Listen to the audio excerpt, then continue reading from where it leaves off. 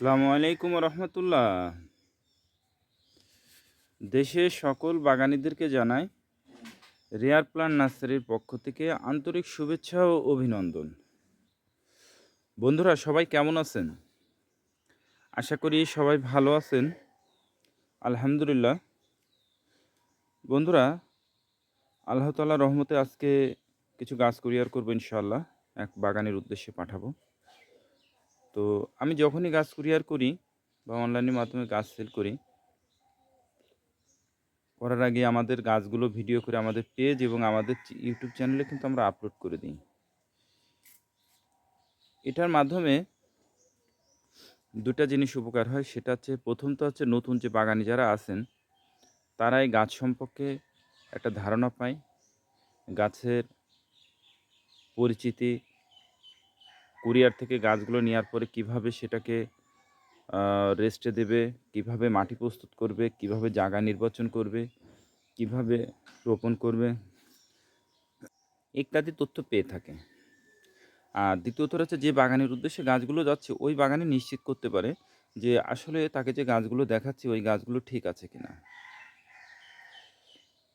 তো বন্ধুরা, এবার আসুন আমরা যে গাছগুলো পাঠাবো গাছগুলোর সাথে একটু পরিচয় করিয়ে দিই।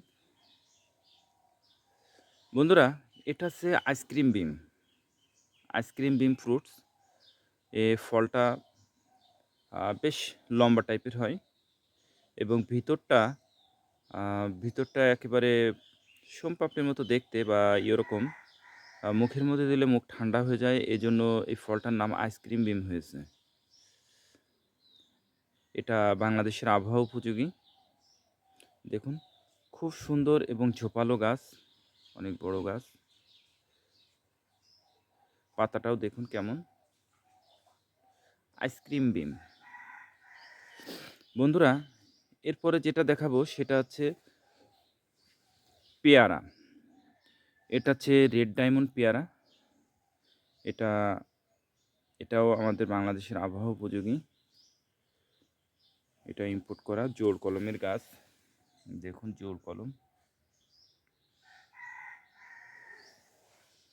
জোড় কলমের গাছ এটা।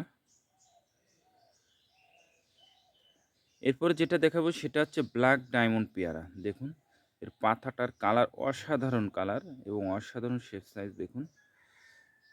এটাও জোড় কলমের ব্ল্যাক ডায়মন্ড বা অথবা থ্রিও বলে, ব্ল্যাক ডায়মন্ড। এটাও জোড় কলমের গাছ দেখুন। এবং এগুলো কিন্তু সবই পলিব্যাগে রেডি করা গাছ।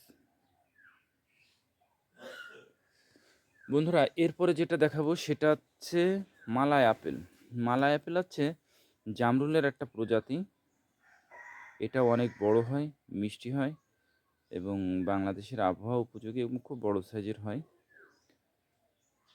দেখতে অনেকটা আপেলের মতন, এই জন্যে আপেল নাম করা হয়েছে, মালায় আপেল। বন্ধুরা, এরপরে যেটা দেখাবো সেটা হচ্ছে লবঙ্গ গাছ। এটা বীজের গাছ। খুব সুন্দর জোপালো দেখুন, মাথাতে এই সময়ও এখনো পাতার কুশি ছাড়তেছে। বন্ধুরা, এরপরে যেটা দেখাবো সেটা হচ্ছে হরিমন 99 আপেল। এই ভাই বাগানের উদ্দেশ্যে নিচ্ছে, বাগান করবে এই জন্য নিচ্ছে। 6টা গাছ লাগাই দেখবে যে আসলে কেমন কি হয় রেজাল্টটা, তারপরে সে আরও লাগাবে।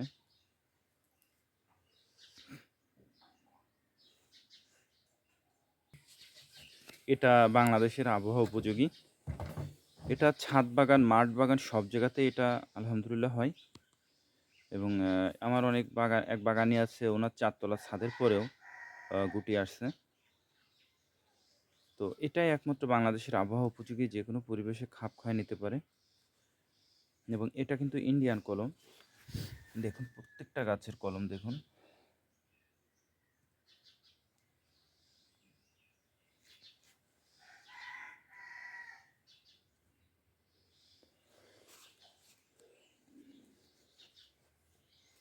হরিমন 99 আপেল। বন্ধুরা, এরপরে যেটা দেখাবো সেটা হচ্ছে পিনাক বাটার। এই পিনাট বাটারটা খুব আকর্ষণীয় একটা ফল, কালারটা খুব আকর্ষণীয় এবং বলা যায় ঔষধি গুণসম্পন্ন একটা ফল। খেতে বেশ ভালোই লাগে এবং এটা ১২ মাসই আমাদের দেশের আবহাওয়া উপযোগী। তো বন্ধুরা এই ছিল আজকের গাছগুলো। তো বন্ধুরা এবার আসুন এই গাছটা আমরা যখন কুরিয়ারে পাঠাই, পাঠানোর পর আপনারা কুরিয়ার থেকে যখন রিসিভ করবেন, করার পরে আপনাদের করণীয় কী? কুরিয়ার থেকে রিসিভ করে আপনারা যে কাজটা করবেন, প্যাকেটটা খুলবেন। খুলে যেহেতু গাছটা দেখা যাচ্ছে ৩ দিনের মধ্যে চলে যায়, সারা বাংলাদেশে ৩ দিনের মধ্যে চলে যায়। আ কিন্তু তারপরেও দেখা যাচ্ছে যে কুরিয়ারে পাঠানোর পর ৭২ ঘন্টার মধ্যে বাগানের উদ্দেশ্যে কাছে পৌঁছে যায়। তারপরেও দেখা যাচ্ছে পরিবহনজনিত কারণে বা রাস্তার কারণে আপনার লেট হইতে পারে। এক্ষেত্রে দেখা যাচ্ছে ৭ দিন ৮ দিন লেগে যায়। তো এরকম যদি হয় তাহলে সেক্ষেত্রে দেখা যাচ্ছে পাতাগুলো শুকায় যায়। কিন্তু এই গাছগুলো মরার কোনো সম্ভাবনা নাই। কারণ এই গাছগুলো কিন্তু প্রত্যেকটা গাছ পলিব্যাগে রেডি করা গাছ। প্রত্যেকটা গাছ এবং এর কোনো শিকড় কিন্তু মাটিতে লাইগা নাই। যার কারণে মরার কিন্তু কোনো চান্স নাই। তো কুরিয়ার থেকে নেওয়ার পর আপনারা যে কাজটা করবেন, গাছগুলোকে প্যাকেটটা খুলে গাছের নিচে ছায়াতে রাখবেন এবং পর্যাপ্ত পানি দিয়ে ভিজায় দিবেন। একেবারে আগামাথা ভিজায় দিবেন, গোড়া পুরো ভিজায় দিবেন। ২ দিন ৩ দিন সকালে এবং সন্ধ্যার আগ দিয়ে গাছগুলোকে ভিজায় দেবেন। ৩ দিন পর আপনার গাছের লাগানোর উপযোগী হয়ে যাবে। এই সময় যে পাতাগুলো উইক সেগুলো ঝরে পড়ে যাবে আর যেগুলো উইক নয় সেগুলো থেকে যাবে। এবার আসুন কিভাবে আপনি মাটি প্রস্তুত করবেন। আপনি যদি ছাদে লাগান তাহলে চেষ্টা করবেন দোআঁশ মাটি ব্যবহার করা। ৩ ভাগের ২ ভাগ দোআঁশ মাটি আর ১ ভাগ পচা গোবরের সার। আর যদি সম্ভব হয় তাহলে একটু দানাদার বিষ ব্যবহার করবেন। এছাড়া আর কিচ্ছু না। আর কিচ্ছু না। কোনো সার বা আর কিচ্ছুই ব্যবহার করবেন না। এটা মিক্সচার করে আপনি আপনার গাছটা লাগাবেন। আর যদি নিচেতে লাগান তাহলে সেম ওই একই। যেকোনো স্থানে লাগাতে পারেন। আর নিচে লাগালে খেয়াল রাখবেন যে জায়গায় উঁচু এবং রোদযুক্ত স্থানে আপনারা গাছটা লাগাবেন। তো বন্ধুরা এবার গাছটা লাগানোর সময় কী করবেন দেখুন। গাছটা লাগানোর সময় গাছটাকে এইভাবে শোয়ায় নেবেন। শোয়ানোর পর এবার এই জায়গার থেকে সুন্দর করে প্যাকেটটা কেটে দেবেন। প্যাকেটটা কেটে ফেলে দিয়ে গাছ যেখানে লাগাবেন ঠিক তার মাঝখানে গর্ত করে গাছটা রাখবেন। রেখে ২ পাশ থেকে পলিথিনটা কেটে সরিয়ে ফেলে এবার মাটি দিয়ে সুন্দর করে চেপে দেবেন। দিয়ে একটা খুঁটি দেবেন, ভালো করে একটা খুঁটি দেবেন যাতে গাছটা বাতাসে না নড়ে। এরপরে আপনি গাছে পানি দিবেন। প্রতিদিন সকালে অথবা সন্ধ্যায় পানি দেবেন যাতে গাছের গোড়া শুকায় না যায়।